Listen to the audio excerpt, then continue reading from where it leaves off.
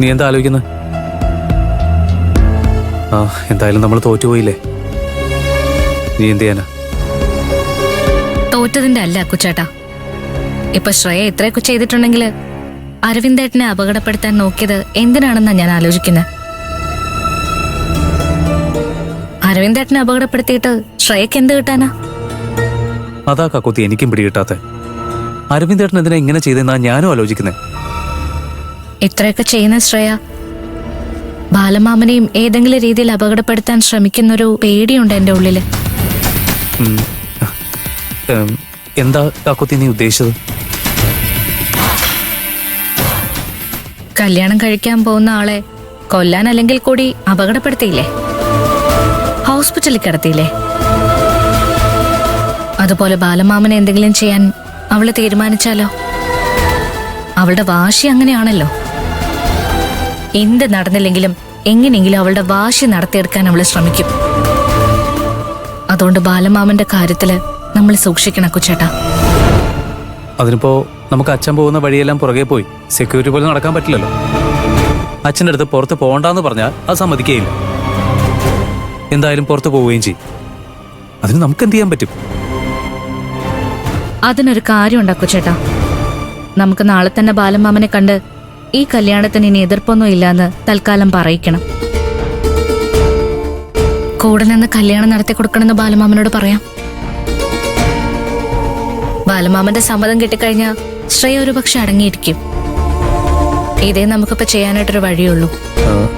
അല്ല, അങ്ങനെ പറഞ്ഞ അച്ഛൻ സമ്മതിക്കുമെന്ന് നിനക്ക് തോന്നുന്നുണ്ടോ?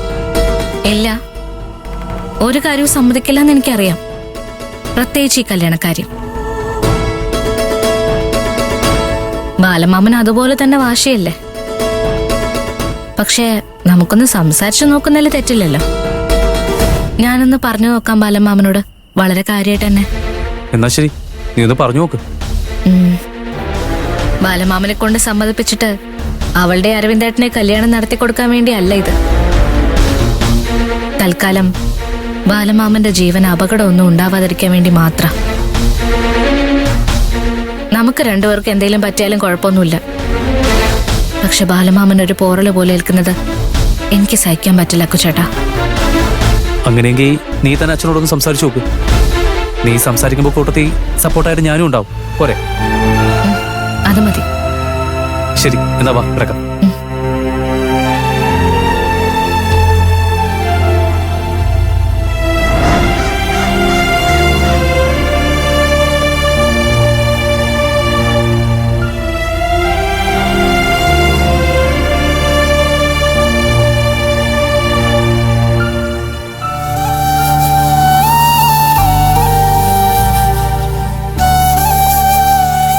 ചേട്ടാ, ബാലമാമനോട് കാര്യം പറ.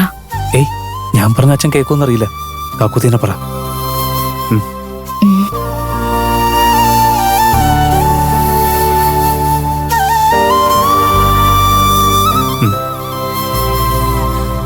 ബാലമാമേ, ശ്രേയ ഈ വീട്ടിൽ വന്ന് കയറാതിരിക്കാൻ നമ്മൾ എത്രയോ ശ്രമിച്ചു നോക്കി. പക്ഷെ എല്ലാം വെറുതെയായി. കാര്യങ്ങളെല്ലാം ശ്രേയയ്ക്ക് അനുകൂലമായിട്ടാ പോകുന്നത്. ആരോടൊപ്പം ജീവിക്കണമെന്ന് ഈശ്വരൻ തീരുമാനിച്ചിട്ടുണ്ട്. അത് മാറ്റാൻ നമ്മൾ മനുഷ്യരെ കൊണ്ടാവില്ലല്ലോ. തുടക്കം കൊള്ളാം. ഇതുപോലെ ഫ്ലോയിൽ അങ്ങ് പറ. ശ്രേയയുടെ യോഗം ഇവിടെ മരുമകളായിട്ട് വരാൻ തന്നെ ആയിരിക്കും. മോളെ എന്താ പറഞ്ഞു വരുന്നത്?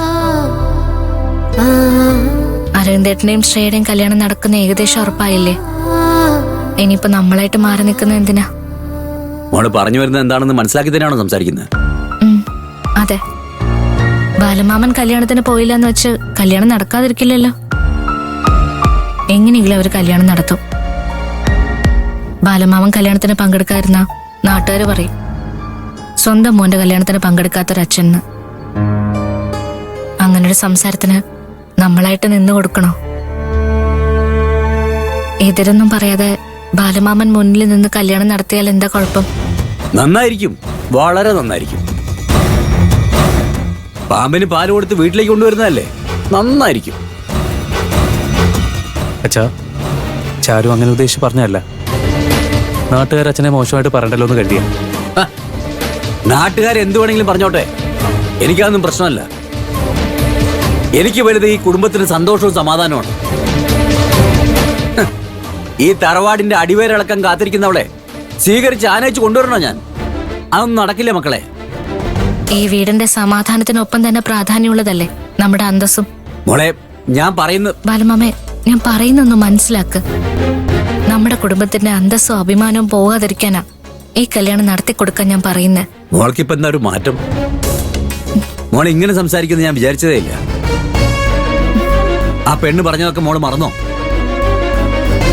അതോ അവൾക്ക് മാപ്പ് കൊടുത്തോ? മോളെ, ആ പെണ്ണ് പറഞ്ഞതൊക്കെ മറക്കുന്നത് തെറ്റാണ്. മാപ്പ് കൊടുക്കുന്നത് അതിലേറെ തെറ്റാണ്. എനിക്ക് മനസ്സിലാവും ബാലമാമേ. ഈ കല്യാണത്തിന് മാഷ് മുന്നിലുണ്ടാവുന്ന എന്നോട് ചലഞ്ച് ചെയ്തിട്ടുള്ളവൾ ശ്രേയ. അത് നടക്കില്ലെന്ന് ഞാനും തിരിച്ച് ചലഞ്ച് ചെയ്തു. പക്ഷെ ഈ വെല്ലുവിളിയിൽ നമ്മുടെ കുടുംബം തന്നെ പിരിഞ്ഞു പോകുന്ന എനിക്ക് പേടി തോന്നുന്നു. അങ്ങനെ എന്തെങ്കിലും സംഭവിച്ചാ എനിക്കതെങ്ങനെ സഹിക്കാൻ കഴിയും? ശ്രേയോടുള്ള എന്റെ ഭാഷ ജയിക്കാൻ വേണ്ടി നമ്മുടെ കുടുംബം രണ്ടായിട്ട് പിരിക്കാൻ പറ്റോ? ഇല്ലല്ലോ. അതിന് പകരം ഞാൻ തോൽക്കുന്ന നല്ലത്.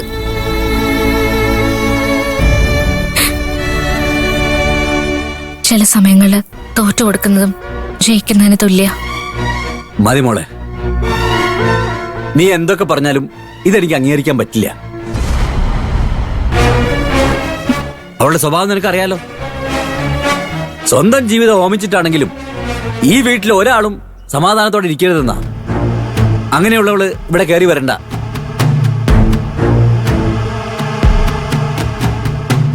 എന്റെ തീരുമാനം ഞാൻ പറയാം. ഈ കല്യാണത്തിന് ഞാൻ പങ്കെടുക്കില്ല. അച്ഛാ, നിന്നോട് കൂടിയാ ഞാൻ പറഞ്ഞത്. എന്റെ മനസ്സ് മാറ്റാൻ നോക്കല്ലേ.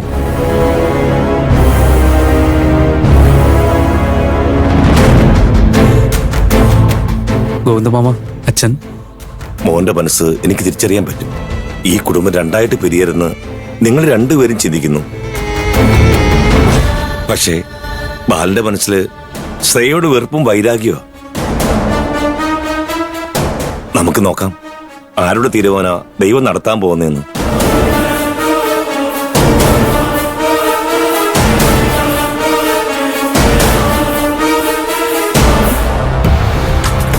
ചാരു, നീ വിഷമിക്കണ്ട. എല്ലാം നല്ലപോലെ നടക്കും.